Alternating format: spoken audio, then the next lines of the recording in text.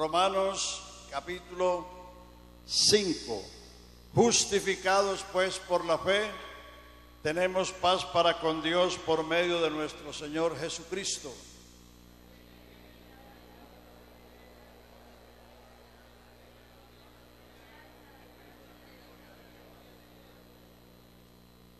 Y no solo esto, sino que también nos gloriamos en las tribulaciones, sabiendo que la tribulación produce paciencia. Y la esperanza no avergüenza, porque el amor de Dios ha sido derramado en nuestros corazones por el Espíritu Santo que nos fue dado.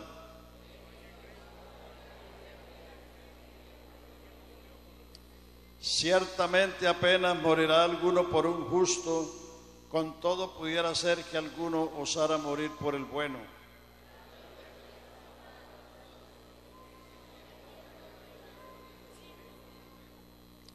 Pues mucho más estando ya justificados en su sangre, por él seremos salvos por su vida.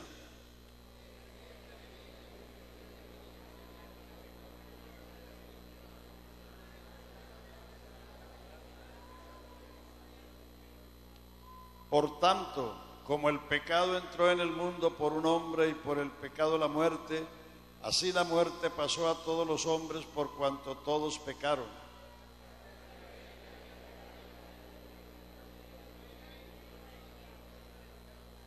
No obstante, reinó la muerte desde Adán hasta Moisés, aun en los que no pecaron a la manera de la transgresión de Adán, el cual es figura del que había de venir.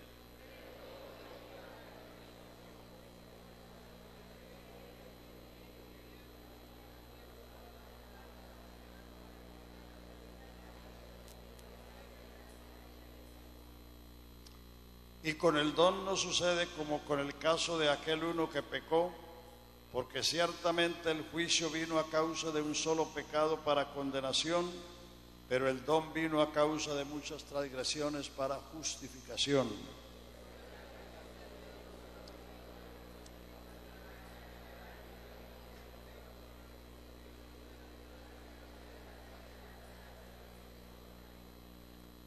Así que, como por la transgresión de uno vino la condenación a todos los hombres, también por la justicia de uno vino a todos los hombres la justificación de vida.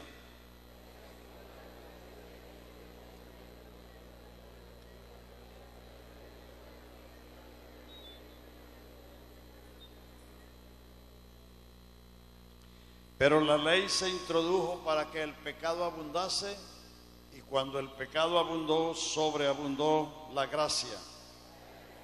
Pueden sentarse, hermanos, tengan la bondad. Alabanzas al Señor Jesús.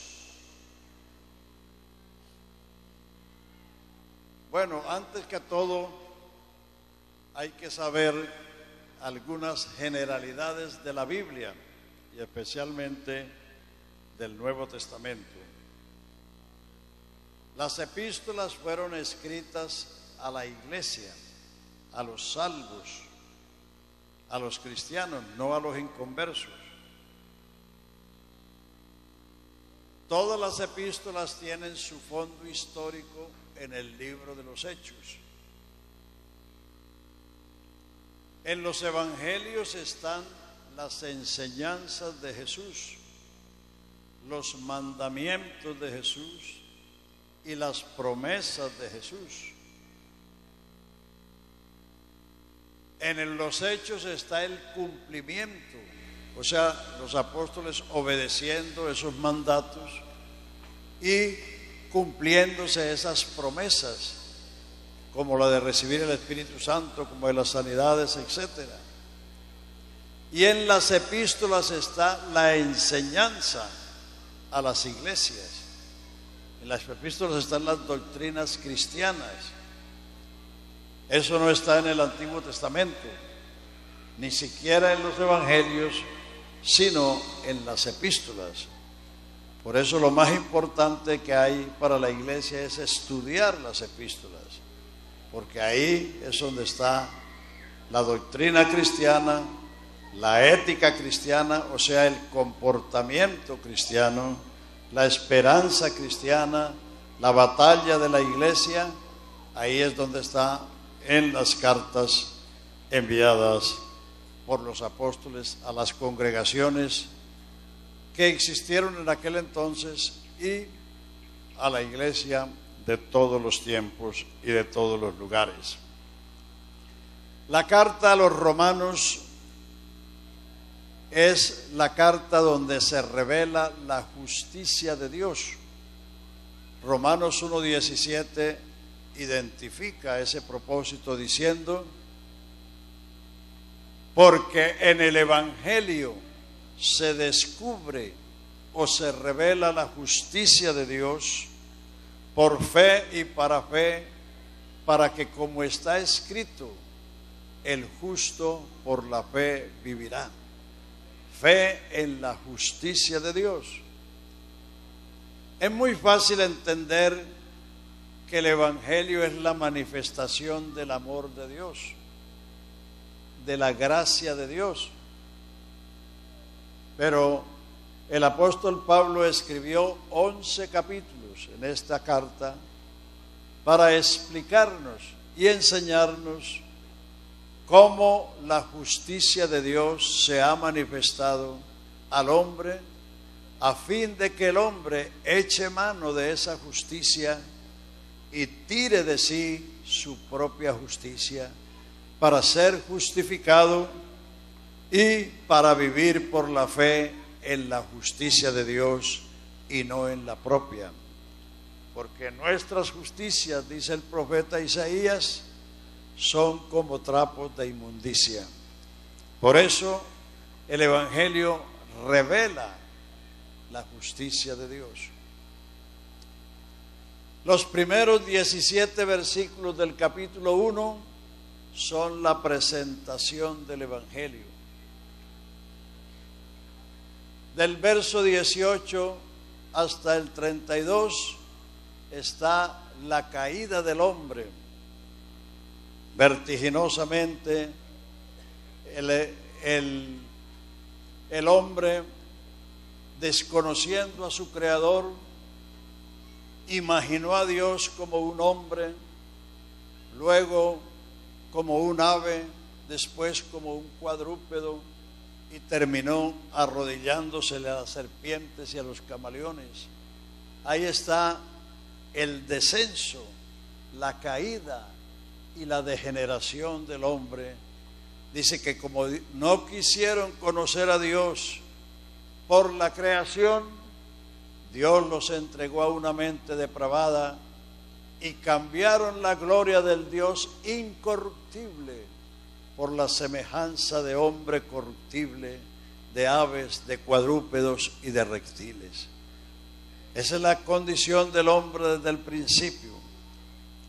Capítulo 2 es el juicio de Dios contra esa condición, contra el pecado del hombre.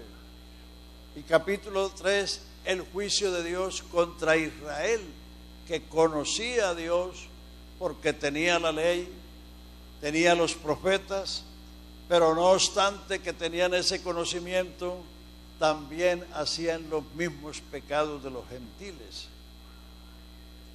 Y el versículo 9 del capítulo 3 es una conclusión. Dice: ya hemos acusado a judíos y a gentiles que todos están bajo pecado.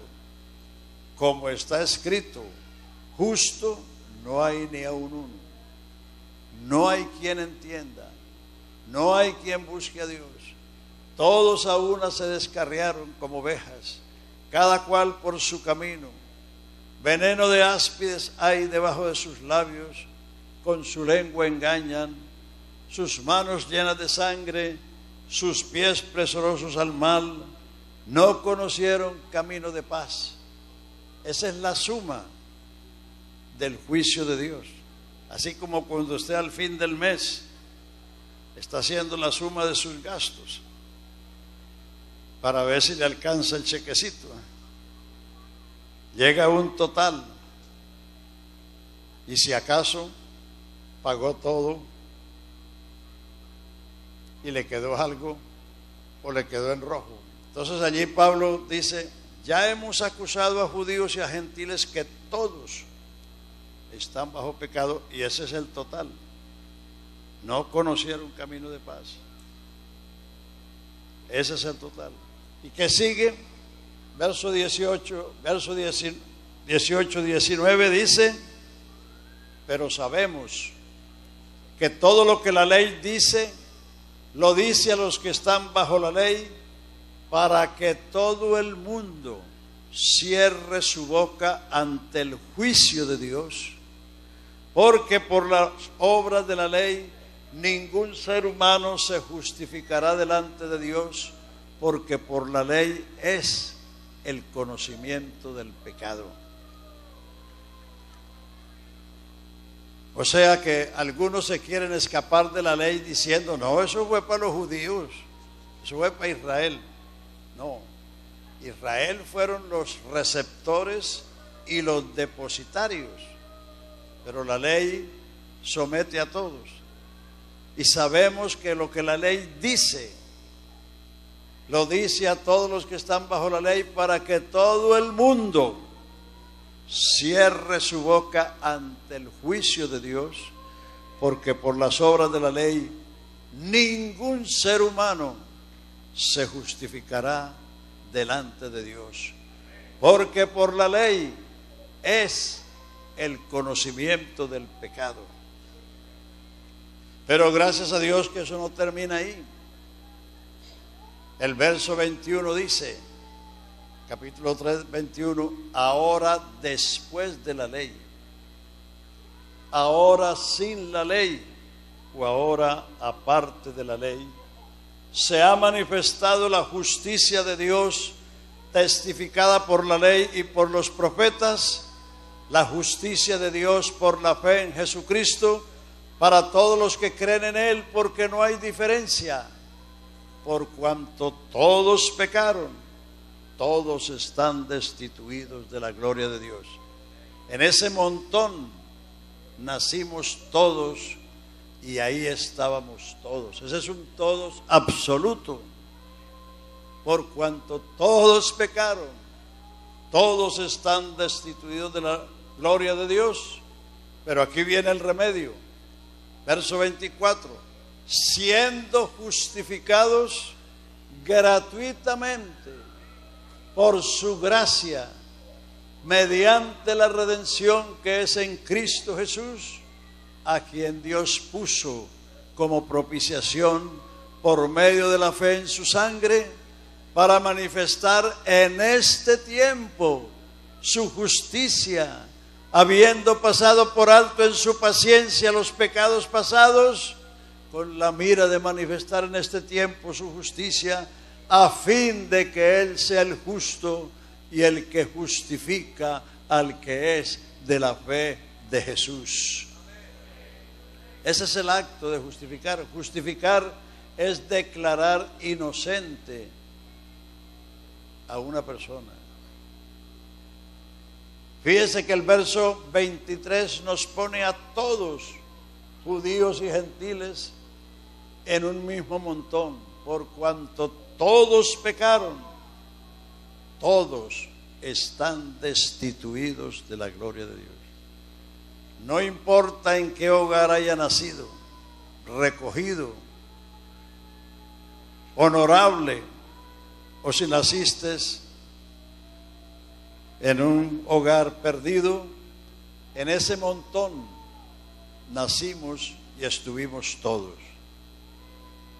Pero aquí viene la solución: siendo justificados, siendo declarados inocentes.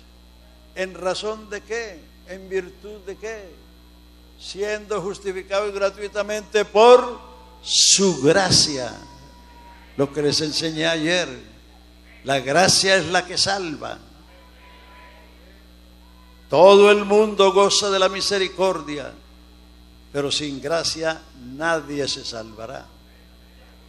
Siendo justificados gratuitamente por su gracia, ¿cómo?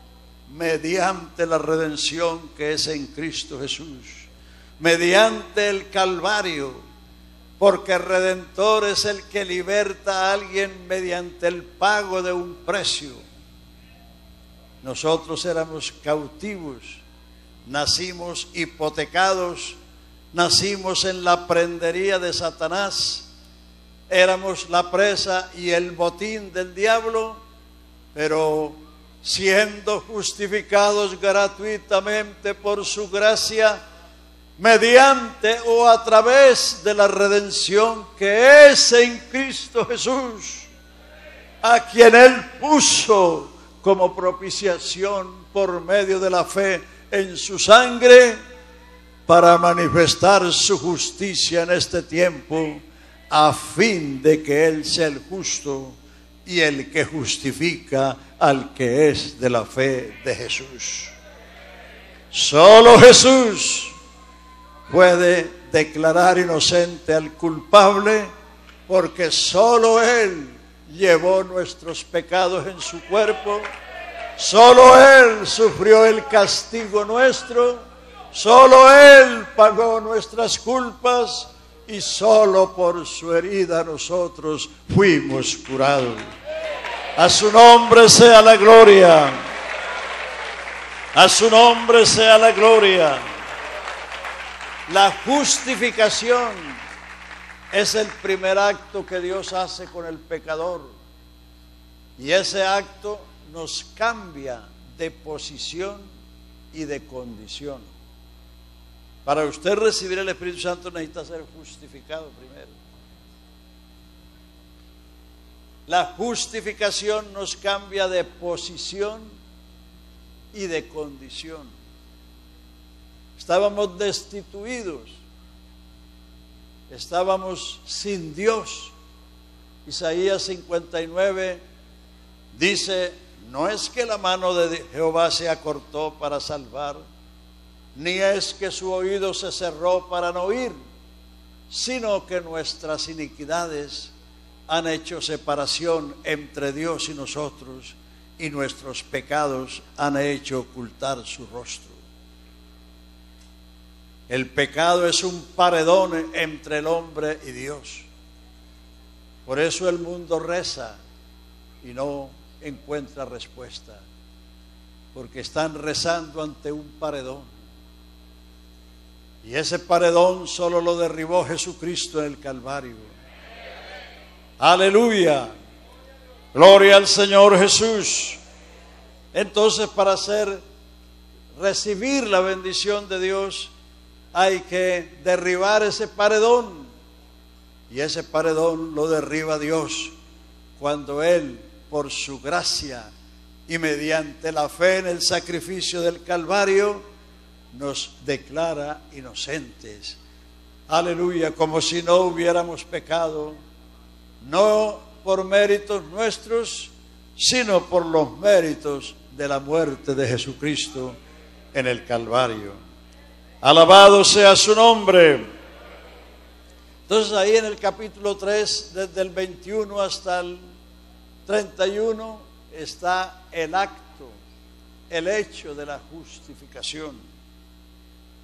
El capítulo 4, el apóstol cita dos personajes del Antiguo Testamento para demostrar que el método de Dios para justificar al hombre es la fe y no las obras. ¿Qué diremos que halló Abraham nuestro padre según la carne? Si Abraham tiene de qué gloriarse, lo tiene, pero no para con Dios. Porque ¿qué dice la Escritura? Creyó Abraham a Dios, y Dios se lo contó por justicia, y Abraham vino a ser amigo de Dios. Todo lo que hizo Abraham fue creer la invitación que el Señor le hizo a salir de Ur de los Caldeos y encaminarse a una tierra que él no sabía, pero que lo hizo por la fe. El segundo ejemplo es David. Abraham vivió antes de la ley, 430 años antes de la ley. David vivió en el periodo de la ley. Entonces Pablo cita a David diciendo, como también David dice, bienaventurado aquel cuyas iniquidades son perdonadas y cubiertos sus pecados. Eso está en el Salmo 32, 1. Pablo está citando ese salmo. El perdón de los pecados en el Antiguo Testamento se basaba en que los pecados eran cubiertos por la sangre de los animales. Note cómo dice, bienaventurado aquel cuyas iniquidades son perdonadas y cubiertos sus pecados. Algunos critican a Dios por la matanza de corderos y becerros, y otros dicen que a Dios le gustaba la carne asada y cosas así, porque no se dan cuenta que todo se hizo por el hombre, no por Dios. Cuando el hombre pecó, la idea que el hombre tuvo fue hacerse un delantal de hojas de higuera para cubrir su vergüenza. Eso es pan para hoy y hambre para mañana, porque se le secan las hojas y quedan las mismas.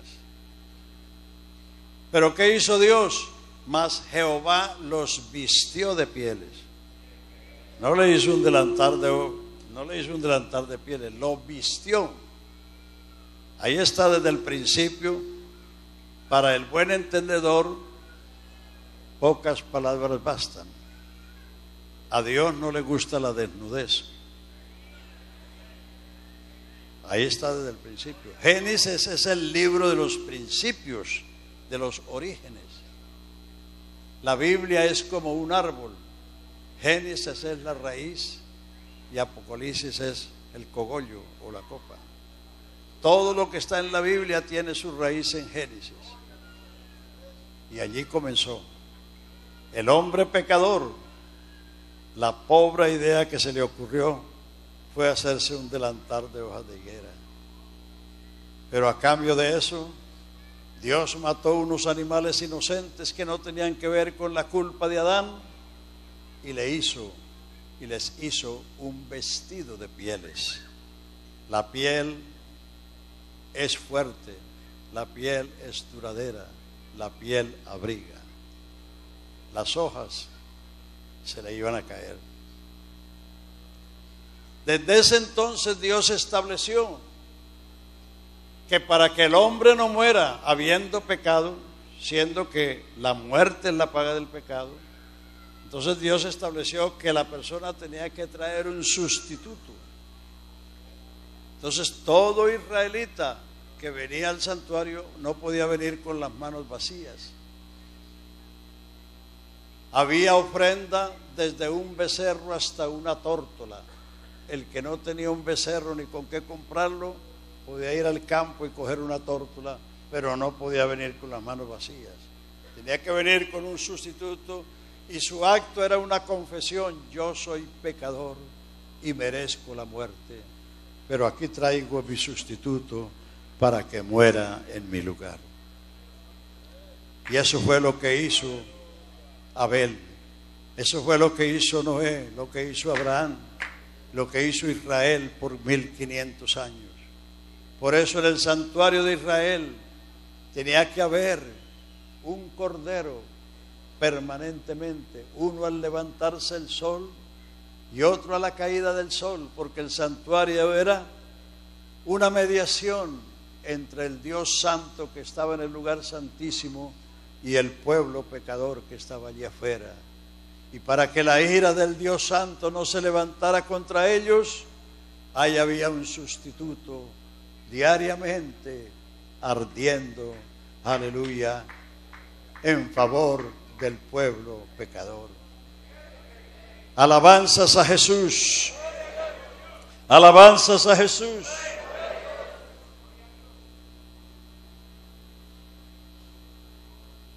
Entonces desde ahí viene la sustitución, pero todos todos aquellos pecados. Por eso dice que habiendo pasado por alto en su paciencia los pecados pasados.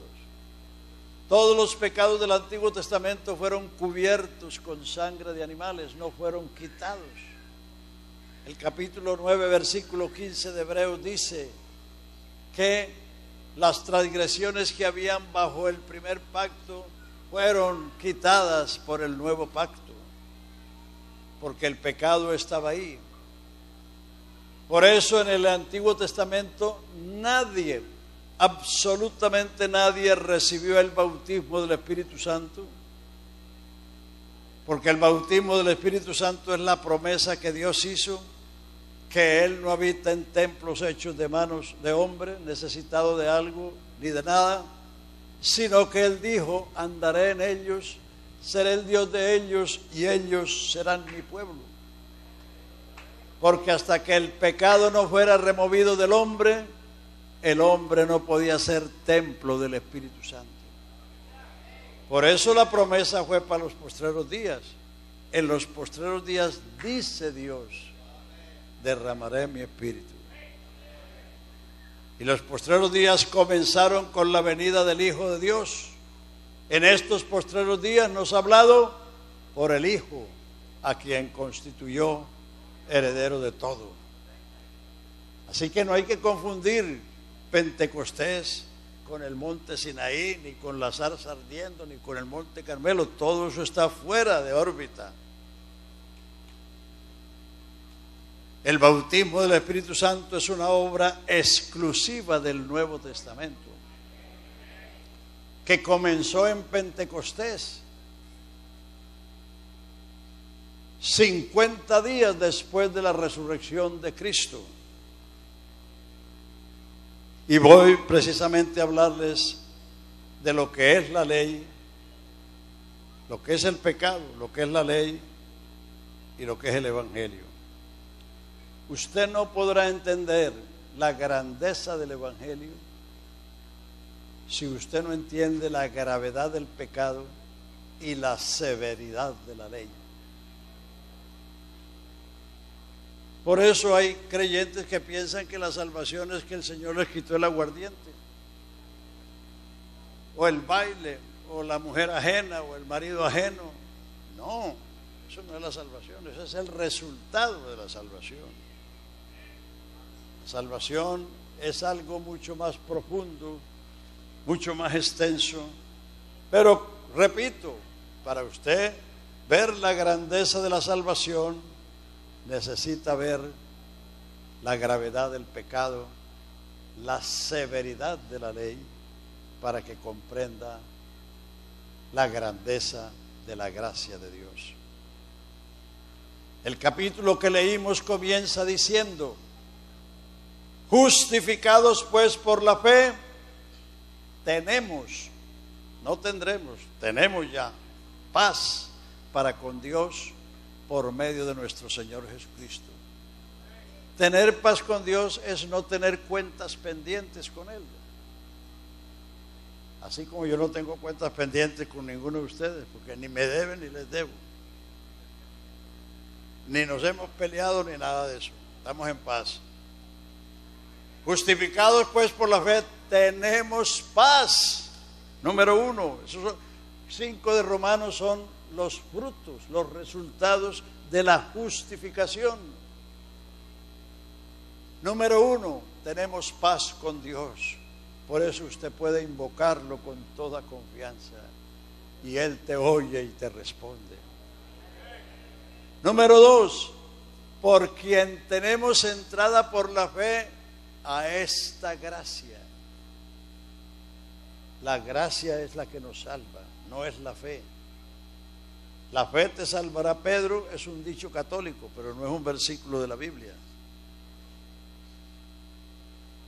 La que salva es la gracia, porque la gracia de Dios que trae salvación a todos los hombres se manifestó. Sois salvos por gracia, por medio de la fe, y esto no es de vosotros, pues es regalo de Dios. La gracia es el favor inmerecido. Dios cuida de ti, ande como ande, en su providencia, en su misericordia. Pero la gracia es que Dios se ha cruzado en tu camino para salvarte del pecado, para salvarte de la condenación, para salvarte de todos los males. Aleluya, aleluya.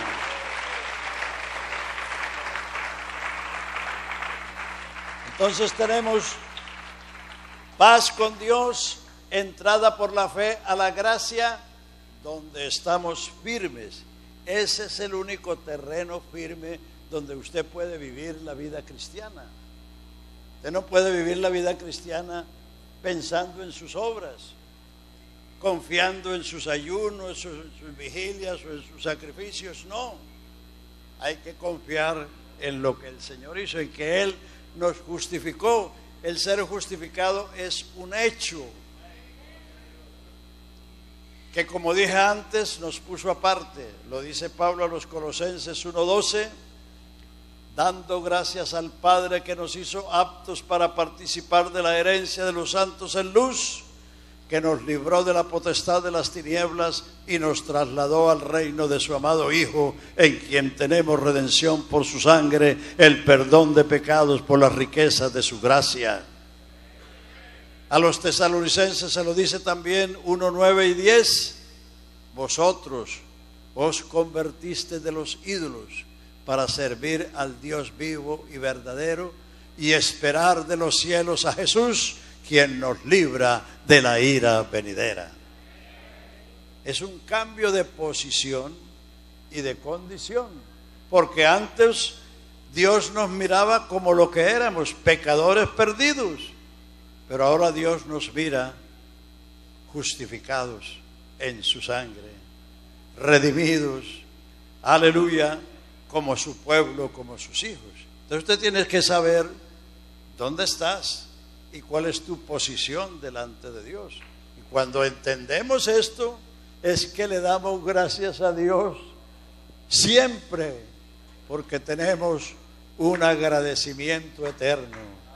Aleluya, porque lo que Él hizo, aleluya, nadie jamás lo puede hacer, solo Él. Bendito sea su nombre. Número 1, paz con Dios. Número 2, entrada por la fe a esta gracia. Número 3, donde estamos firmes. Número 4, nos gloriamos. Gloriar es celebrar, eso que hacemos aquí.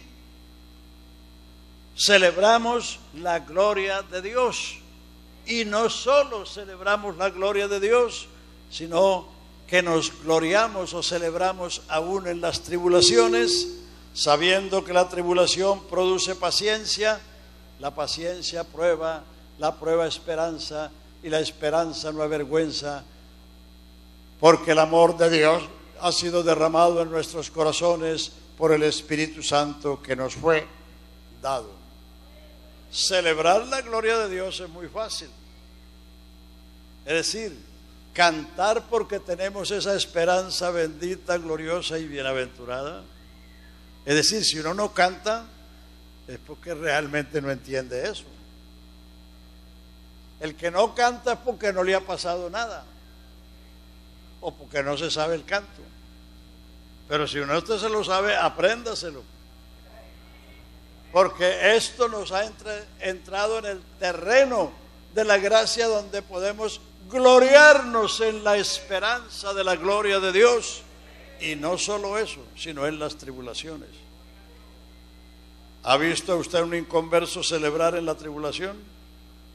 No, maldicen, reniegan, refunfuñan, y el que menos hace se queja. Por eso dicen que hasta los ricos lloran, porque todo el mundo piensa que cuando todo le va bien es porque Dios está con él, pero cuando le llega la adversidad, entonces se le viene el mundo abajo. Entonces nos gloriamos en las tribulaciones. ¿Por qué? Porque sabemos que la tribulación es una señora que nos enseña la paciencia. Nadie es paciente por sí mismo. Nadie. Todos nacimos impacientes, unos más que otros. Pero la tribulación tiene ese propósito, enseñarnos la paciencia. La tribulación produce paciencia.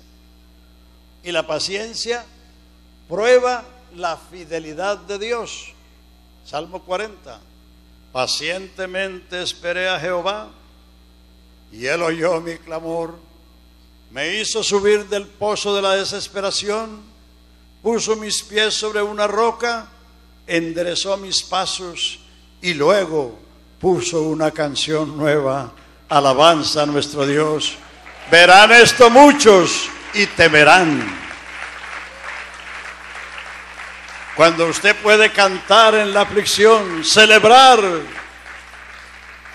cuando la adversidad se encuentra contigo, pero eso no te baja, sino que por el contrario, usted aún en las tribulaciones celebra, se goza. ¿Por qué? Porque sabes que la tribulación no viene para destruirte, viene para enseñarte la paciencia. Aleluya. Y la paciencia prueba la fidelidad de Dios. Cuando usted espera pacientemente en el Señor, entonces vas a ver la fidelidad de Dios a sus promesas. Bendito sea su nombre. Aleluya. Y cuando usted hace esto, entonces su testimonio produce efecto en los que te rodean. Verán esto muchos y temerán y glorificarán tu nombre. Alabanzas a Jesús.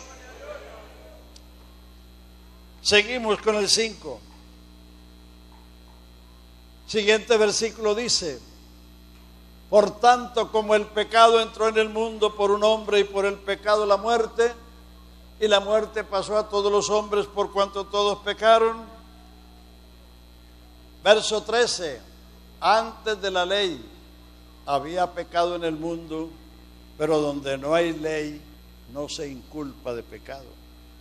Donde no hay ley no hay transgresión. Ninguna ley es retroactiva, ni la de Dios siquiera. Escuche eso, 5:13. Ninguna ley es retroactiva. Antes de la ley había pecado en el mundo, pero donde no hay ley no se inculpa. No obstante, es decir, a pesar de que no había ley de Adán al Sinaí, la muerte se enseñoreó de todos, porque la muerte es la paga del pecado. No obstante, reinó la muerte desde Adán hasta Moisés, aún en los que no pecaron a la manera de la transgresión de Adán, el cual es figura del que había de venir. O sea, que de Adán al Sinaí, que son 2500 años, había pecado. Usted nota la generación prediluviana, los sodomitas, todos eran pecadores horrendos, pero no había una ley que condenara el pecado. Y donde no hay ley, no hay transgresión. Donde no hay ley, no se inculpa. Pero a pesar de que no había ley, la muerte sí reinó.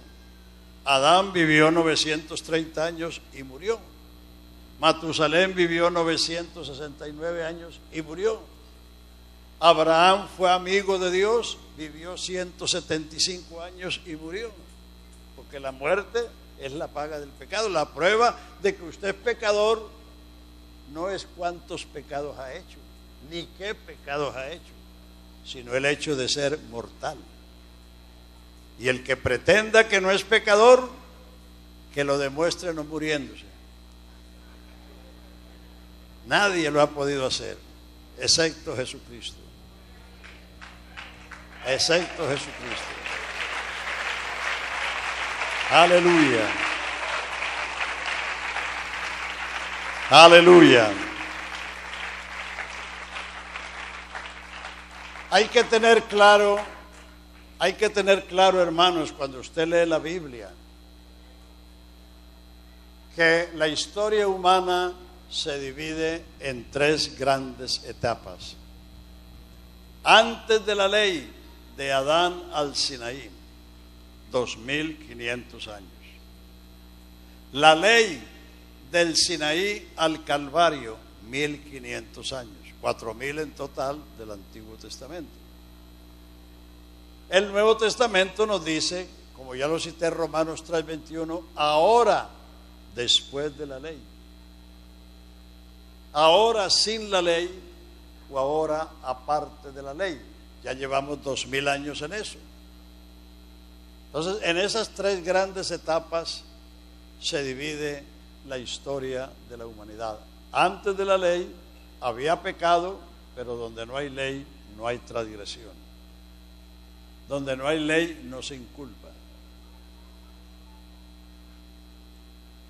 La ley vino en el Sinaí para revelar el pecado y condenar el pecado y agravar el pecado. Usted tiene que saber para qué vino la ley. Porque en el mundo evangélico y a veces hasta entre nosotros hay hermanos que mezclan el evangelio con la ley. Y ese es un error fatal. El apóstol Pablo le dijo a los Gálatas que se habían descaminado haciendo lo que la ley dice, porque los judaizantes le dijeron: si no se circuncidan y guardan la ley no pueden ser salvos. Entonces Pablo le dijo: no es que haya otro evangelio, sino que algunos han pervertido el evangelio. Mezclar el evangelio con la ley es pervertir el evangelio. Pongan cuidado, predicadores. Y pongan cuidado, cantantes y músicos, porque ahí también les cae los que están cantando que quiero arder como la zarza, que quiero arder como el monte Sinaí. Si el fuego del monte del Sinaí nos cayera, no quedaríamos ni ceniza siquiera.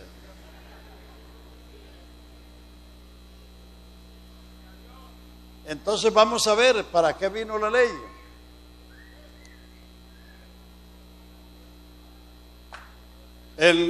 En Gálatas 3:19 dice: ¿para qué sirve la ley? ¿Cuál es la función de la ley? ¿Cuál es el ministerio de la ley? Dice: la ley fue añadida a causa de las transgresiones hasta que viniese la simiente a quien fue hecha la promesa. La ley es una añadidura, no es lo más importante. O usted tiene un cuarto y le va a añadir una casa. ¿Sí me están oyendo o no están aquí? Pero le pregunto, ¿usted tiene un cuarto y le va a añadir una casa? No, eso es un disparate. Pero si usted tiene una casa, sí le puede añadir un cuarto. Porque una añadidura es algo inferior que se añade a algo superior.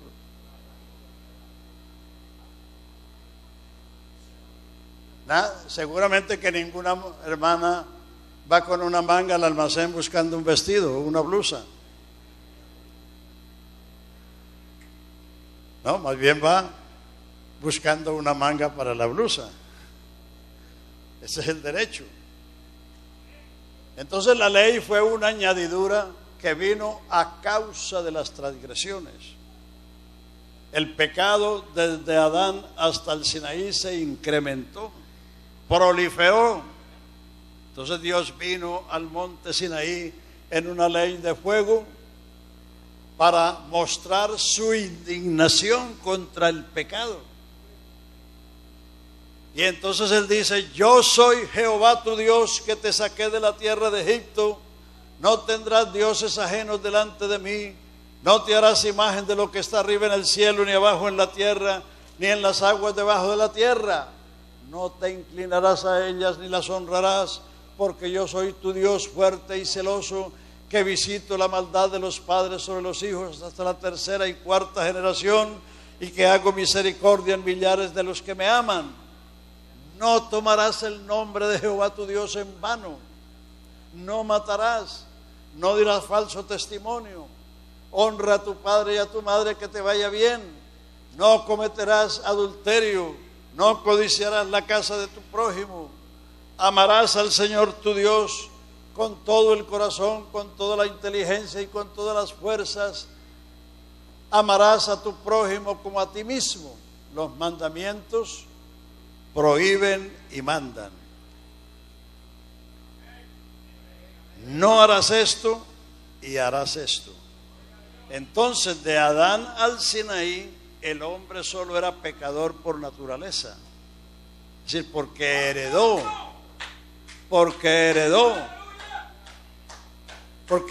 la naturaleza pecadora.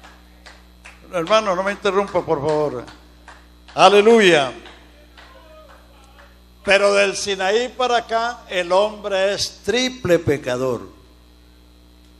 Pecador por naturaleza, pecador por acción porque hace lo prohibido, y pecador por omisión porque no hace lo mandado. Porque los mandamientos mandan y prohíben. Por eso la condición del hombre era gravísima, terrible, y por eso es que Dios vino a este mundo. Porque nuestra situación, como dice Pablo a los Efesios, acordaos vosotros gentiles, que en otro tiempo eras llamados sin circuncisión por la llamada circuncisión, que estabais sin Cristo, alejados de la ciudadanía de Israel, ajeno es lo que no es de uno, ajenos a los pactos de la promesa, sin Dios y sin esperanza en el mundo. Esa es la condición de todo descendiente de Adán.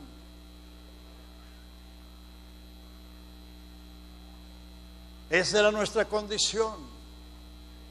Y por eso es que Dios no solo reveló su gracia y su amor, sino su justicia. Aleluya. Isaías 42 dice: he aquí mi siervo, pondré sobre él mi espíritu, en quien mi alma se complace. No se oirá su voz en las calles. Por medio de la verdad traerá justicia a la tierra.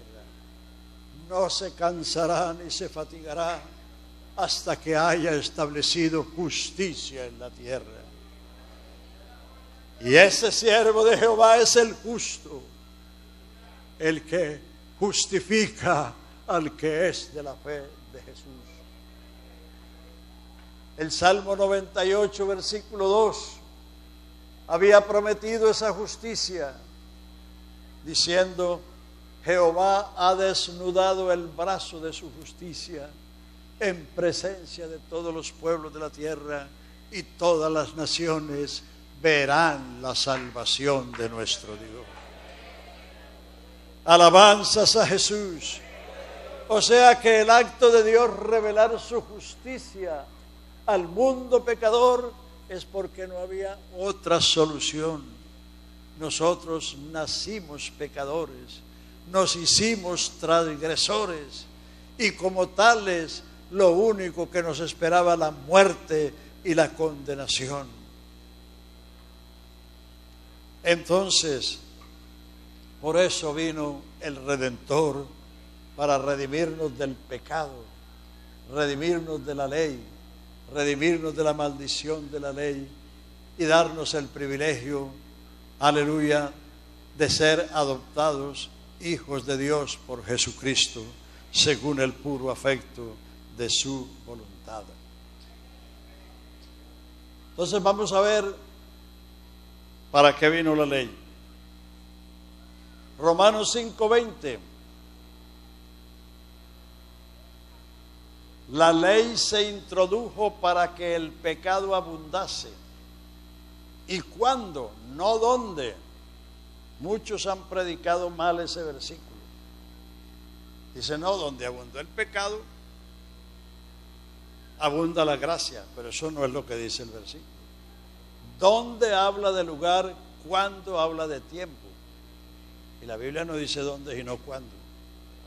Lea bien el versículo. Abra su Biblia. Romanos 5:20.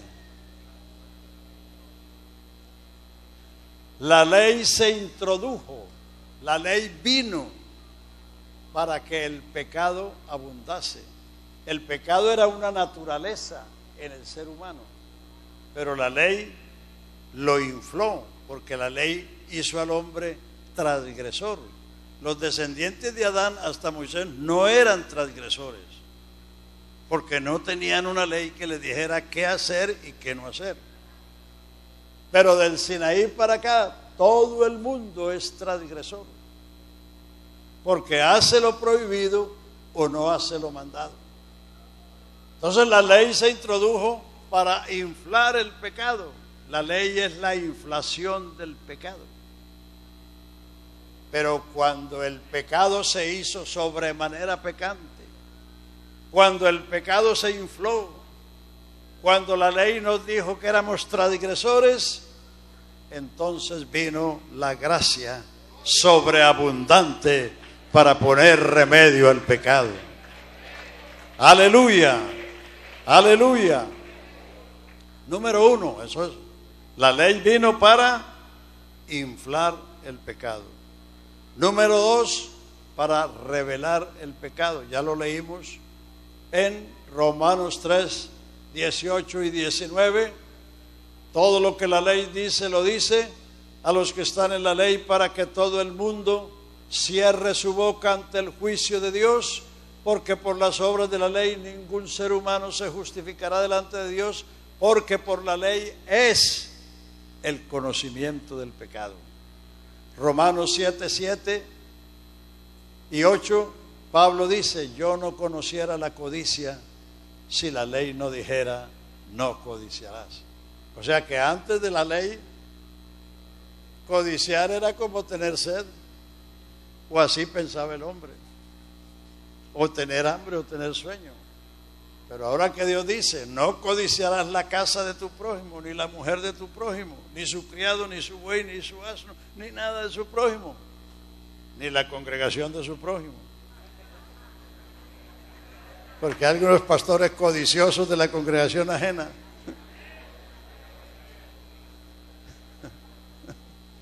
Aleluya. Entonces, la ley vino para revelar el pecado, inflar el pecado, revelar el pecado, condenar el pecado. Segunda de Corintios 3, 7. Los que tienen Biblia, úsenla, para que después no digan que fue el hermano Eliseo el que dijo eso. Segunda de Corintios 3, 7. Si el ministerio de muerte grabado en piedras fue con gloria, tanto que los hijos de Israel no pudieron fijar la vista en el rostro de Moisés a causa de la gloria, la cual había de perecer, ¿cómo no será con gloria el ministerio del Espíritu? Y si el ministerio de condenación tuvo gloria, ¿cuánto más glorioso será el ministerio de justificación? Porque lo que fue glorioso ya no es glorioso en comparación a la gloria más eminente. Porque si lo que perece tuvo gloria, ¿cuánto más glorioso será lo que permanece? Así que hay que dejar de cantar eso, porque eso pereció ya. Hay que ubicarnos donde estamos, donde el Señor nos ha puesto.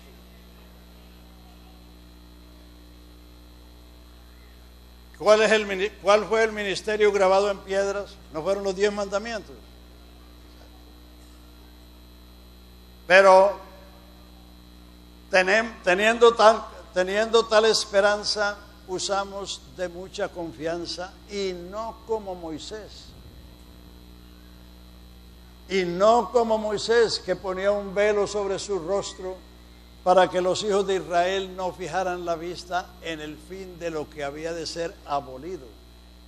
Pero a ellos se les embotó el entendimiento, y a algunos pentecostales también, porque hasta el día de hoy Cuando leen a Moisés, el velo está puesto sobre el corazón de ellos, pero cuando se conviertan al Señor, el velo se quitará, porque el Señor es el Espíritu, y donde está el Espíritu del Señor hay libertad. ¿Pero libertad de qué? Del ministerio de muerte y condenación, no para hacer desorden en el culto. Muchos pentecostales han usado ese versículo para hacer desorden en el culto. No, donde hay libertad, donde está el Espíritu de Dios hay libertad. Así que usted puede correr, bailar, brincar, hacer lo que quiera. Están usando un versículo completamente equivocado, que está hablando del ministerio de muerte y de condenación, que es la ley. La ley vino para inflar el pecado, revelar el pecado, condenar el pecado y matar al pecador. Esa es la función de la ley. Así que si usted está cantando que yo quiero arder como el Sinaí, está completamente desorbitado. Hay que borrar eso, hermano. El fuego del Sinaí.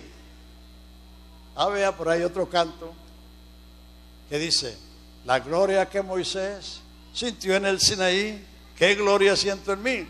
Lea Hebreos 12, 18 al 21. Abra su Biblia, muchachas. ¿No tienen Biblia?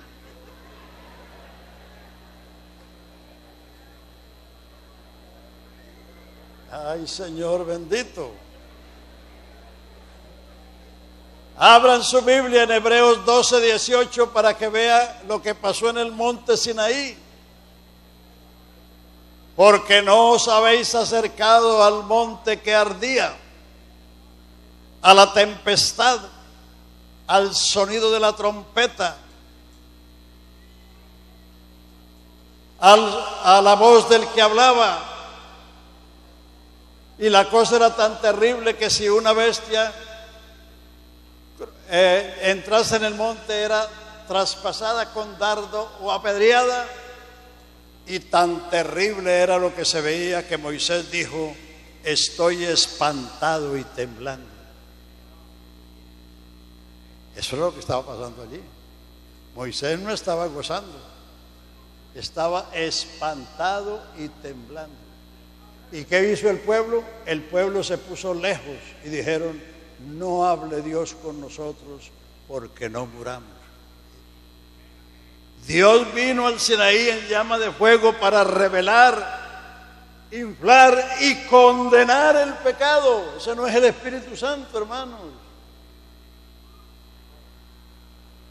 Vino para eso. Por eso el pueblo, espavorido, se fueron lejos. No hable Dios con nosotros.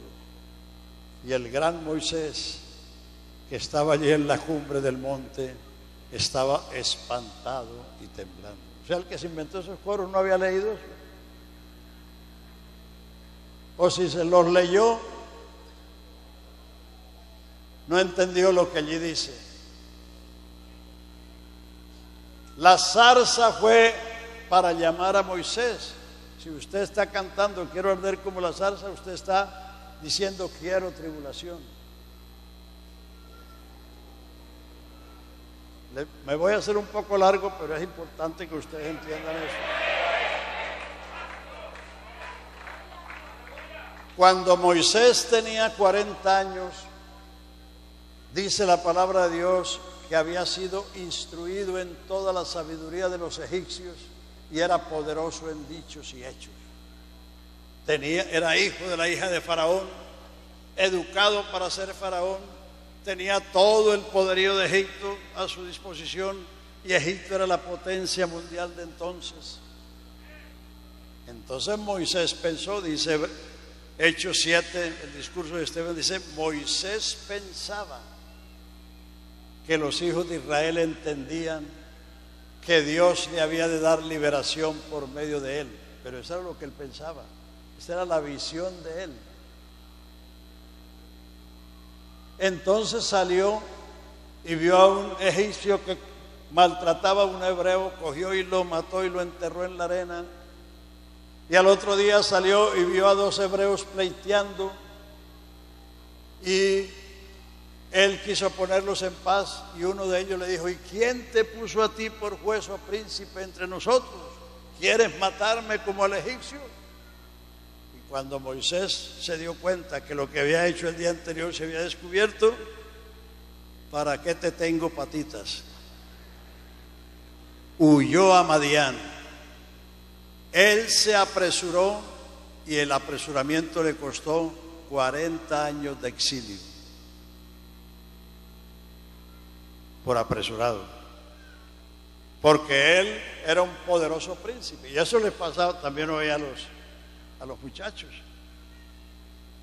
Hay algunos jóvenes, y entre ellos hasta pastores, que se creen la última Coca-Cola del desierto. Porque han ido a la universidad, porque tienen capacidad, y eso es apenas natural, que una persona bien educada, bien capacitada, se pueda creer que él puede ser el libertador, la última Coca-Cola. Eso le pasó a Moisés. Pero 40 años después, pastoreando las ovejas de su suegro, llegó al monte Horeb y vio una zarza que ardía y no se consumía. Que una zarza arda en el desierto, eso no es novedad, eso pasa todos los años. En los desiertos de California todos los años hay incendios naturales. Pero que una zarza arda y no se consuma, eso es otra cosa. Eso fue lo que atrajo a Moisés. Entonces él camina hacia la zarza y de la zarza sale la voz: Moisés, Moisés, quita las sandalias de tus pies, porque la tierra en que estás, tierra santa es. Yo soy el Dios de Abraham, de Isaac y de Jacob. Ven y te enviaré a Egipto para que saques a mi pueblo, porque he visto su aflicción y he oído su clamor y he descendido para librarlos. Cuando Dios le muestra a Moisés la visión de su propósito, entonces ahí sí Moisés dice: no, Señor, ¿quién soy yo para ir a Faraón? No soy hombre de palabras, hasta tartamudo soy. Envía al que ha de enviar. Cuando Dios le muestra la visión al hombre, eso no es un bombón, no es un helado. La zarza ardiendo era la condición de Israel, que ardía en el fuego de la tribulación. He descendido para librarlos, porque he visto su aflicción y he oído su clamor. Así que cuando usted está cantando yo quiero arder como la zarza, usted está pidiendo tribulación. Así de clarito. Así de clarito. Esa zarza no era el Espíritu Santo. Esa zarza era la visión que Dios le dio a Moisés de la condición de su pueblo. Y cuando Moisés ve semejante cosa, dice: no, Señor, ¿quién soy yo? Hasta lengua pegada soy. Manda al que ha de enviar, pero no cuentes conmigo. ¿Qué hizo Dios entonces? Entonces Dios le mostró el poder. ¿Qué tienes en tu mano? Una vara. Échala, se tornó serpiente. Y Moisés huía de su propia vara. Los magos de Faraón hicieron lo mismo. Echaron sus varas y se volvieron serpientes. Pero la serpiente de Moisés se tragó las otras culebras. Prevaleció la vara de Moisés. Mete tu mano en tu seno. La sacó y estaba leprosa. Vuelve y métela, y la sacó y estaba limpia. Dios le mostró el poder, y eso fue lo que convenció a Moisés, que él sí podía ir, porque no iba a ir solo. He descendido para librarles. Ese es el llamamiento. Ojo, oficiales, con los que ingresan al ministerio. Hay muchos que vienen con la visión de ellos. Ah, no, yo soy universitario, yo soy bachiller. No se alaben tanto del bachillerato, que eso es un mar de conocimientos con 1 centímetro de profundidad. Así que no saque pecho por eso.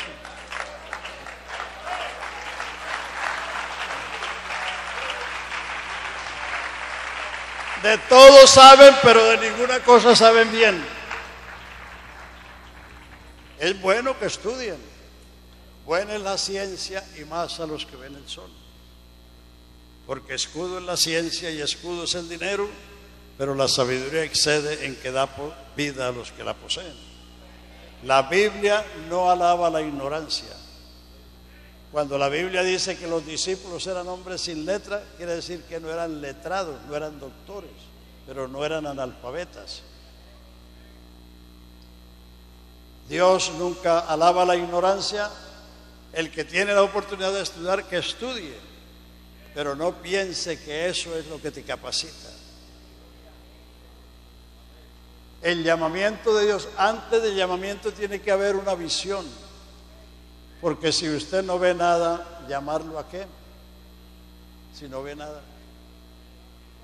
¿O mandarlo a qué? Si no ve nada.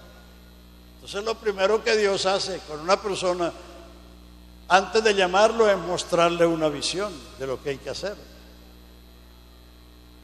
Lo que hay que hacer en su ciudad, en su barrio, en su congregación.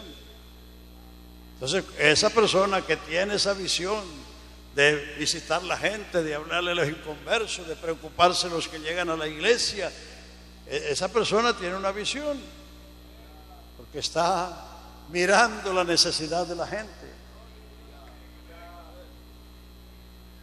Entonces a esa persona Dios le hace un llamamiento. Y a la persona que Dios le hace el llamamiento, Dios le da los recursos. Juan 15:16. Jesús le dijo a los discípulos después de 3 años y medio, no el primer día ni el primer año: no me elegisteis vosotros a mí, yo los he elegido y los he puesto para que vayan y lleven fruto y vuestro fruto permanezca, para que todo lo que pidieres al Padre en mi nombre, Él os lo dé. Jesucristo se reservó el derecho de escoger, de llamar, de poner o enviar y de hacer fructificar. O sea, si usted predica y no pasa nada, revise a ver si lo que usted tiene es una visión propia o es la visión que Dios le dio. Porque al que Dios llama, lo equipa antes de mandarlo. No me elegisteis vosotros, eso se lo dijo después de 3 años y medio que anduvieron con Él, 24 horas al día y 7 días a la semana. Ellos no iban a culto como nosotros, ellos vivían con Jesús, comían con Él, andaban con Él, dormían con Él. Y después de 3 años y medio que ellos vieron todo lo que Él hizo, oyeron todo lo que Él dijo, Jesús les dice: bueno, muchachos, no me elegisteis vosotros a mí. No fueron ustedes los que escogieron seguirme a mí. Yo los elegí. Yo los escogí. Yo los llamé.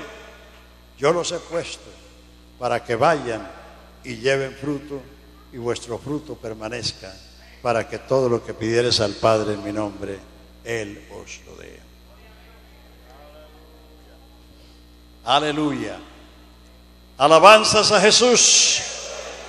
Bueno, seguimos con la ley. Inflar el pecado, revelar el pecado, condenar el pecado, encarcelar al pecador. Lee ahora Gálatas 3:19. A ver, muchachas cantoras, háganle a la Biblia para que puedan cantar bien. ¿Y los músicos sí están por ahí? A ver, ¿dónde están los músicos? Gálatas 3:19. ¿Para qué sirve la ley? ¿Por qué Dios dio una ley que nadie ha cumplido? Ni Moisés. Moisés perdió la tierra prometida por no cumplir la ley. El único que cumplió la ley se llama Jesucristo. Y él dijo, yo he venido a cumplir la ley, no a hacerla cumplir, que es otra cosa. Los adventistas dicen que la gracia es para que cumplamos la ley. No, señor, la ley la cumplió Jesucristo. Jesucristo no mandó a nadie a predicar la ley. A los adventistas los mandó fue la difunta Elena de White. Jesucristo no mandó a nadie a predicar la ley, porque la ley mata y condena. Él mandó predicar el evangelio que salva y da vida.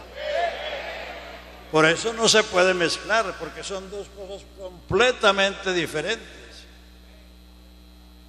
¿Para qué sirve la ley? Fue añadida a causa de las transgresiones hasta, está señalando un tiempo, hasta que viniese la simiente a quien fue hecha la promesa. Fue ordenada por medio de ángeles en la mano de un mediador. El mediador no es de uno solo, pero Dios es uno. Luego, la ley es contraria a las promesas en ninguna manera, porque si la ley dada pudiera vivificar, la justicia fuera verdaderamente por la ley. Mas la Escritura lo encerró todo bajo pecado. Todo, no los judíos. Mas la Escritura encerró todo bajo pecado para que la promesa fuese dada ¿a quién? A los creyentes en Jesucristo. Pero antes que viniese la simiente, estábamos confinados, encerrados para aquella fe que iba a ser revelada. ¿Cuántos confinados hay en la cárcel de Valledupar? 200 o 500 o 1000. ¿Por qué están ahí? Porque transgredieron una ley colombiana y están ahí para que paguen. Pero Dios no nos encerró en la ley para que pagáramos porque no podíamos pagar, sino que Él nos encerró ahí hasta que viniese la simiente a quien fue hecha la promesa, hasta que viniese el libertador, el redentor, el que abriría la puerta de la cárcel y sacaría a los presos a la libertad gloriosa de los hijos de Dios. La ley es una cárcel de Dios berrotes, donde Dios encerró a toda la humanidad. Todo lo encerró bajo pecado. Hasta que viniese la simiente. ¿Quién es la simiente? Cristo. Cristo es la simiente de la mujer.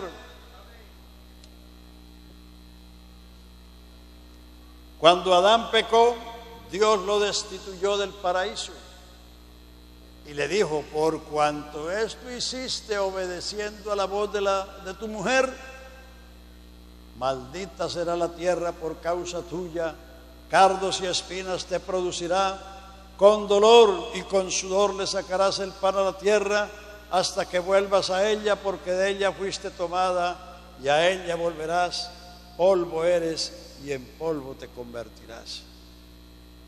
El hombre por el pecado perdió el derecho o la esperanza de tener vida eterna. Ahora él era un mortal, existir y morir y nada más. Pero cuando Dios maldijo la serpiente, Dios soltó la primera promesa: por cuanto esto hiciste, maldita serás entre todos los animales del campo, sobre tu pecho andarás y polvo comerás, y enemistad pondré entre tu simiente y la simiente de la mujer. La simiente de la mujer te herirá la cabeza y tú le herirás el calcañar. Cuando Adán escuchó eso, le nació la fe, le nació la esperanza, porque no hay fe sin promesa. Y como prueba de que Adán fue el primer creyente, le cambió el nombre a su mujer, porque la mujer no se llamaba Eva, se llamaba varona. Cuando Dios la hizo y se la trajo, porque no se la encontró por ahí, Dios se la trajo. Entonces Adán dijo: esta es carne de mi carne y hueso de mi hueso. Esta se llamará varona porque del varón fue tomada. Pero cuando Adán oyó que de la mujer nacería el que le aplastaría la cabeza a la serpiente antigua, que es el diablo, le nació la fe y la esperanza en la vida, y le cambió el nombre a su mujer por Eva, que quiere decir madre de los vivientes. Madre de los vivientes. Así que no me ande Adán por el infierno, porque él fue el primer pecador, pero fue el primer creyente. Y Jesucristo es la simiente de la mujer. Capítulo 12 de Génesis, verso 3. Dios le dice a Abraham: en tu simiente serán benditas todas las naciones de la tierra. En Génesis 49:10, cuando Jacob bendice a sus hijos, llama a Judá y le dice: no será quitado el cetro de Judá, ni el legislador de entre sus pies, hasta que venga Silo, y los pueblos se congregarán a él. Silo es el reposo, Silo es el descanso.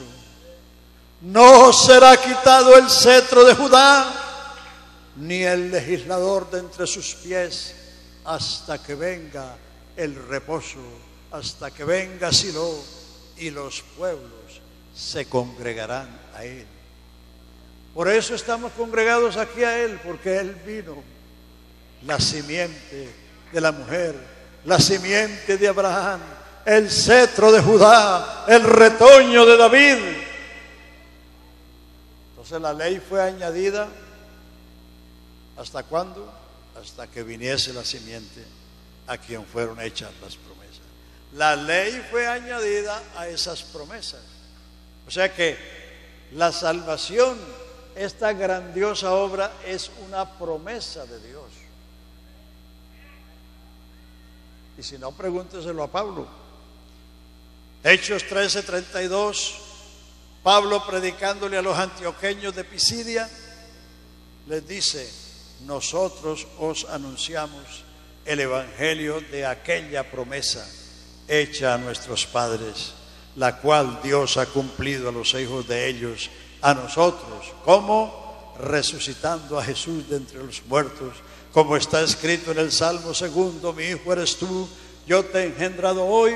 O como dice el Salmo 16: no permitirás que tu santo vea corrupción, ni su alma sea dejada en el sepulcro. Sabed pues, hermanos, que por él se os anuncia perdón de pecados, y que todo aquello que la ley de Moisés no pudo justificar, en él es justificado todo aquel que cree. Alabado sea su nombre. El evangelio no es una lista de reglas. Mucha gente le saca el cuerpo al evangelio porque tienen un concepto equivocado. Creen que el evangelio es una lista de reglas: haga esto, no haga aquello. No. El evangelio es la promesa de salvación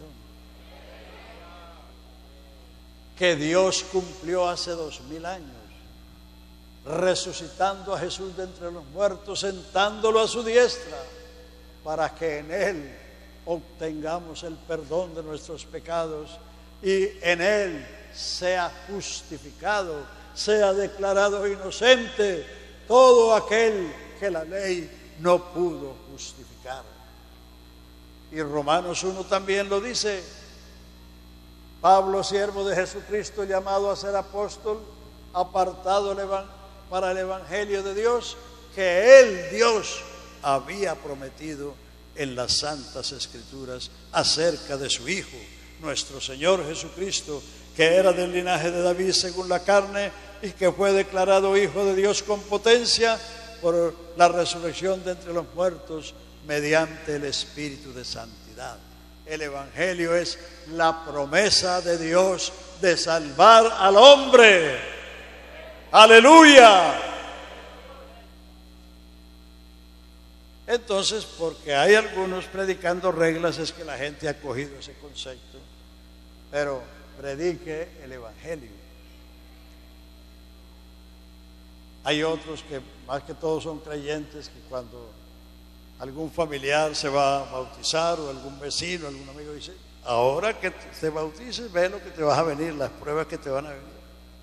Están predicando las pruebas y no el evangelio, asustando a la gente. No, hermanos, hay que predicar el evangelio.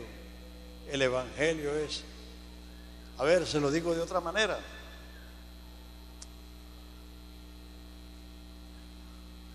Isaías 52:6. Por tanto mi pueblo sabrá mi nombre por esta causa, porque yo mismo que hablo, he aquí estaré presente. ¿Qué dice el verso siguiente? Cuán hermosos son sobre los montes los pies de los que llevan buenas nuevas del bien y de la paz. No está predicando tribulaciones, ni castigos, ni juicios. Cuán hermosos son sobre los montes los que llevan buenas nuevas del bien y de la paz. Cuando Jesús nació, ¿qué dijeron los ángeles? Gloria a Dios en las alturas y en la tierra, paz y buena voluntad de Dios para con los hombres. No como dicen los villancicos dicen mal. Los villancicos dicen gloria a Dios en las alturas y en la tierra paz a los hombres de buena voluntad. Eso está mal. Gloria a Dios en las alturas y en la tierra paz y buena voluntad de Dios para con los hombres, a pesar de lo que hemos sido y de lo que somos. Y cuando Jesús comenzó su ministerio, Lucas 4:16, después que Jesús fue tentado por el diablo, volvió a Nazaret donde se había criado, entró en la sinagoga conforme a su costumbre, se levantó a leer, se le dio el libro del profeta Isaías y halló el lugar donde estaba escrito: el Espíritu del Señor está sobre mí, porque me ha ungido, me ha enviado a dar buenas nuevas a los pobres, a sanar a los quebrantados de corazón, a libertar a los cautivos, a abrir los ojos de los ciegos, a predicar el año agradable, el año de la buena voluntad de Jehová. Enrollando el libro lo dio al ministro y se sentó. Los ojos de todos estaban fijos en él y él les dijo: hoy se ha cumplido esta escritura delante de vosotros. Eso es el evangelio, hermano. Prediquemos el evangelio. El evangelio es la potencia de Dios para salvar. El evangelio es el que cambia a la gente. Las reglas no cambian la gente. El evangelio es el poder de Dios para salvar a todo el que lo cree. La palabra de la cruz es tropiezo a los judíos y locura a los gentiles, pero a los que se salvan es poder de Dios y sabiduría de Dios. Alabanzas a Jesús. Entonces la ley fue añadida a causa de las tradiciones. ¿Hasta cuándo? Hasta que viniese la simiente a quien fue hecha la promesa. La simiente de la mujer, la simiente de Abraham, la simiente de Judá, el retoño de David. Y él vino para, como dijo el ángel, llamará su nombre Jesús, porque él salvará a su pueblo de sus pecados. Aleluya. Entonces él vino para salvar, y ese es el mensaje del evangelio. Pero antes que viniese la simiente a quien fue hecha la promesa, dice, estábamos confinados, encerrados para aquella fe que iba a ser revelada. O sea que la ley es una cárcel de 10 barrotes donde Dios encerró a todo el mundo. Si usted no está en Cristo, está en esa cárcel, porque Jesucristo es el único que abrió esas puertas y sacó a la libertad gloriosa de los hijos de Dios a los cautivos. Hebreos 2 lo dice: venció al que tenía el imperio de la muerte, a salvar al diablo, para liberar a todos los que estaban sujetos a servidumbre por toda la vida. Y como si todo eso fuera poco, la ley nos maldijo de ñapa. Después de que se promulgó la ley, dijo: maldito todo aquel que no permaneciera en las palabras de esta ley para cumplirla. Gálatas 3:10. Todos los que están bajo la ley están bajo maldición. Pobres adventistas. Porque escrito está: maldito todo aquel que es colgado en un madero. Por eso, Gálatas 3:12, léanlo. La ley no es de fe. La ley no produce fe.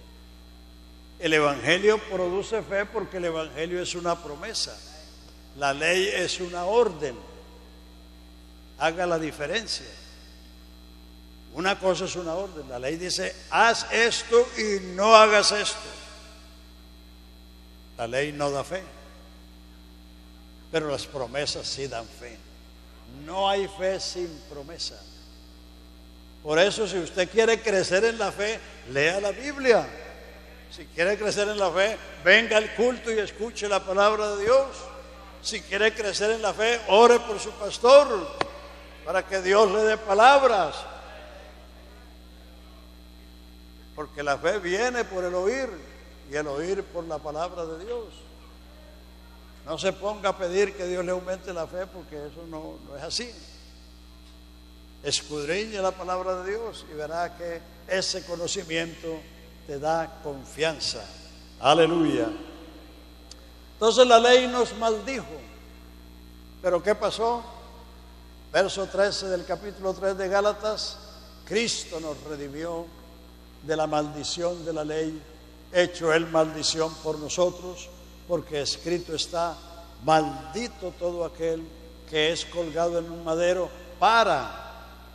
ahí está el propósito, para que la bendición dada a Abraham alcanzase a nosotros los gentiles, para que por la fe recibiésemos la promesa del Espíritu. Hermanos queridos, la promesa del Espíritu Santo es para el que cree el Evangelio. Algunos pentecostales se han inventado unos avivamientos que es puro traqueteo de música, pero eso no te garantiza que usted va a recibir el Espíritu Santo. Estas señales seguirán a los que creen. ¿Los que creen qué? Lo que Jesús mandó predicar. Si una persona no ha creído el Evangelio, no tiene la posibilidad de recibir el Espíritu Santo. Y predicad el Evangelio a toda criatura y en todo el mundo. El que crea el Evangelio y sea bautizado será salvo, y estas señales le seguirán, le acontecerán, le sucederán. ¿A quiénes? A los que creen. En mi nombre echarán fuera los demonios, hablarán nuevas lenguas, si bebieren cosa mortífera no les hará daño, sobre los enfermos pondrán sus manos y sanarán. Y ellos saliendo predicaron en todas partes, y el Señor confirmaba la palabra con las señales que la seguían. Las señales son la confirmación de la predicación del Evangelio, pero no la predicación de otra cosa. El mundo religioso está lleno de muchas cosas que no son el Evangelio. Y si queremos las promesas de Dios, tenemos que creer el Evangelio. Si queremos permanecer, tenemos que creer el Evangelio. Si queremos que la iglesia crezca, tenemos que predicar el Evangelio, porque es la promesa de Dios que imparte fe y imparte esperanza en la vida eterna. Vamos a poner un ejemplo de las tres etapas. Supongamos que allá, en aquella sección, es el Génesis, la época patriarcal, que aquí está la ley y que aquí está Cristo con su iglesia. Entonces, los de la ley no dijeron nada, gracias a Dios. Entonces las promesas fueron hechas a los padres: Adán, Abraham, Judá, David. Entonces esas promesas, para que esas promesas se cumplieran, tenía que ser removido la ley. Tenía que ser removida la ley, porque ese era el obstáculo. Entonces note cómo dice Gálatas 3:13. Cristo nos redimió de la maldición de la ley, porque escrito está: maldito todo aquel que es colgado en un madero, para que la bendición de Dios a Abraham, la promesa de Dios a Abraham, nos alcanzase a nosotros los gentiles, los que estamos después de la ley.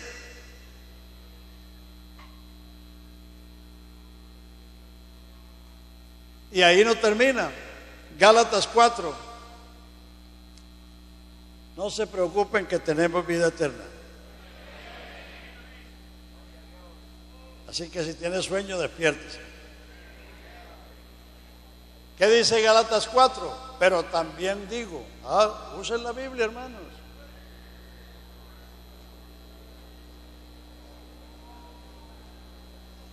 Pero también digo, en tanto que el heredero es niño, en nada difiere del esclavo, aunque es señor de todo, y está puesto bajo tutores y curadores hasta el tiempo señalado por el Padre. Así también nosotros, cuando éramos niños, estábamos en esclavitud bajo los rudimentos del mundo. Pero venido el cumplimiento del tiempo, Dios envió a su Hijo, nacido de mujer, súbdito a la ley, para que redimiese a los que estaban bajo la ley, a fin de que recibiésemos la adopción de hijos. Fíjense que hay que ser redimido de la ley, porque la ley es una cárcel de 10 barrotes, donde Dios encerró bajo pecado y condenación a todo el mundo. Venido el cumplimiento del tiempo, Dios envió a su Hijo, nacido de mujer, súbdito, sometido a la ley. ¿Para qué? Para que redimiese a los que estaban bajo la ley, a fin, con la finalidad de que recibiésemos la adopción de hijos. Porque mientras estábamos en la cárcel de la ley, éramos esclavos, y un esclavo no es hijo, ni un hijo es esclavo. Pablo pone la comparación, que un niño puede nacer heredero de una fortuna o de un imperio, pero mientras el niño no sabe nada, no sabe que lo tiene, no sabe administrarlo, no puede disfrutarlo, no puede compartirlo, porque un niño es un ignorante, no sabe. Dice que está puesto bajo tutores o curadores hasta la mayoría de edad o el tiempo señalado por el Padre, cuando tiene la capacidad de poseer y administrar lo que tiene. Dice, así también nosotros, es una comparación. Así también nosotros, cuando éramos niños, o sea, cuando éramos ignorantes, estábamos en esclavitud bajo los rudimentos del mundo. Estábamos haciendo lo que el mundo nos decía. Estábamos como Vicente, que va por donde va la gente. Todos, por el camino ancho. Pero venido el cumplimiento del tiempo, Dios envió a su Hijo, nacido de mujer, súbdito a la ley, para que redimiese, para que rescatase, para que liberase, para que le abriera la puerta de la cárcel a esos prisioneros, y para que recibiésemos la adopción de hijos. Y por cuanto sois hijos,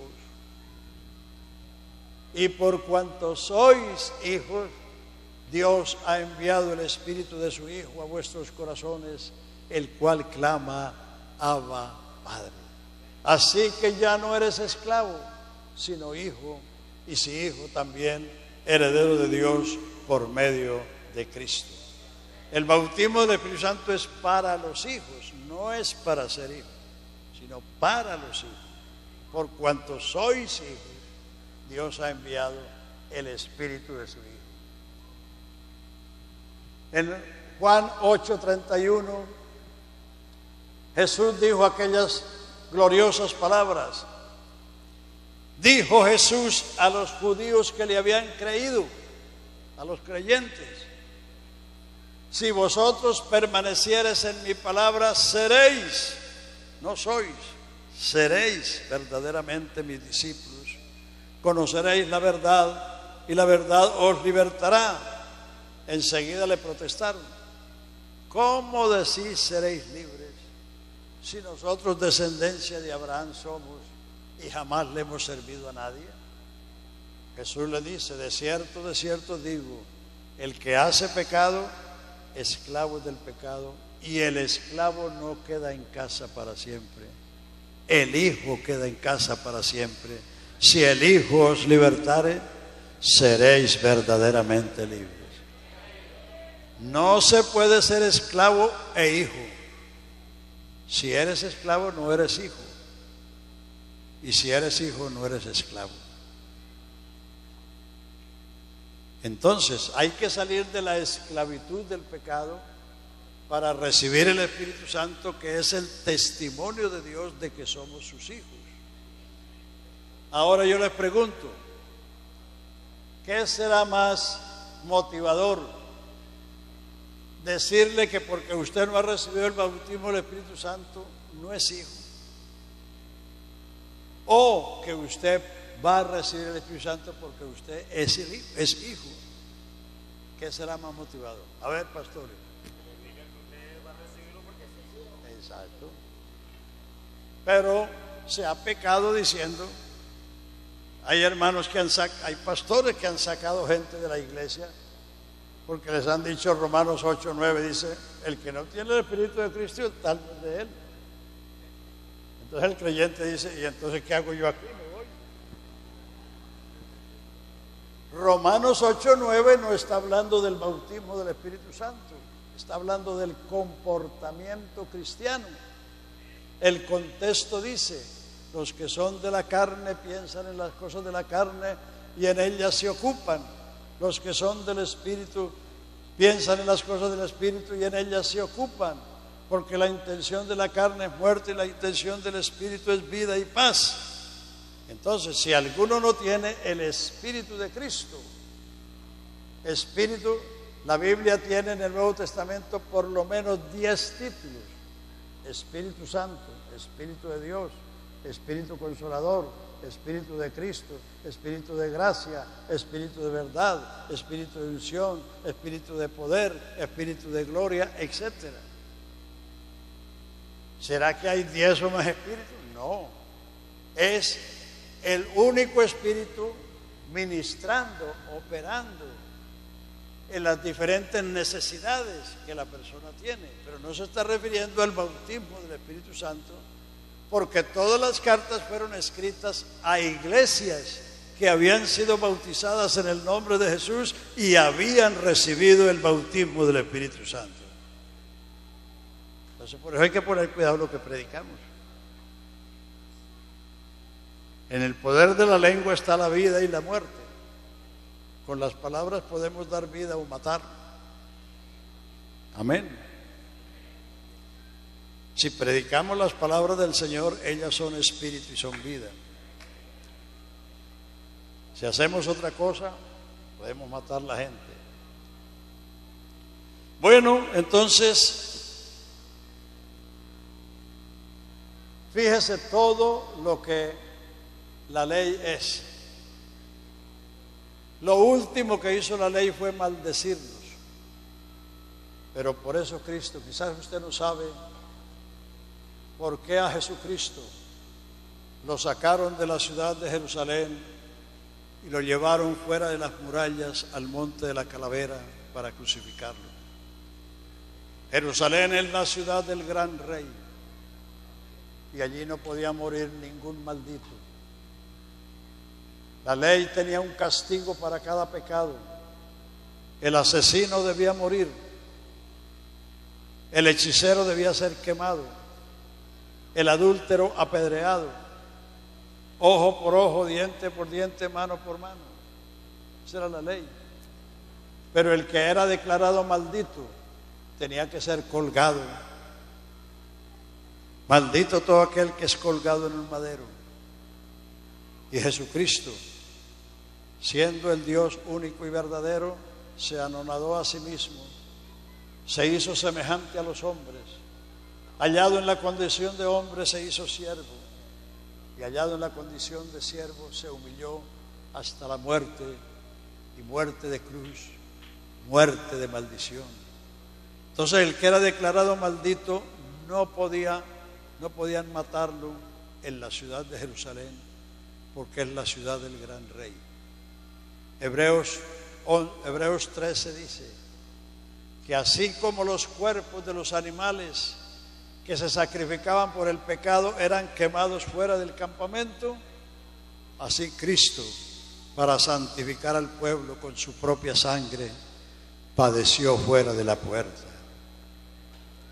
Por eso Él lo llevaron allá a esa cumbre, a esa montaña,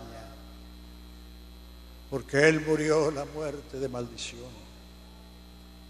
Él cargó el pecado, Él cargó la enfermedad, y sobre Él cayó la maldición que pesaba sobre nosotros, para redimirnos de la maldición de la ley, remover todo eso y permitir que las promesas hechas a los padres nos alcanzasen a nosotros, y que por eso recibiéramos el Espíritu Santo como evidencia de ser hijos de Dios. Por eso Hebreos concluye en el capítulo 10 diciendo: así que, hermanos, tenemos libertad de entrar al lugar santísimo por la sangre de Jesucristo, por el camino nuevo y vivo que Él nos abrió, esto es por el velo de su carne que fue rota.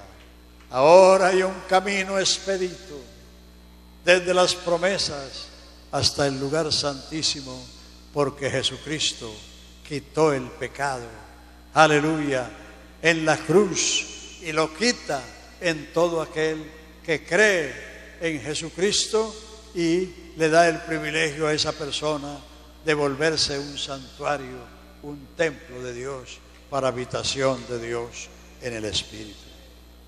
Aleluya. Así que, hermanos, la justificación es algo grandioso. Esa es la salvación. No es que el Señor te quitó el licor. Hay mucha gente en el mundo que no toman licor ni fuman y no son cristianos.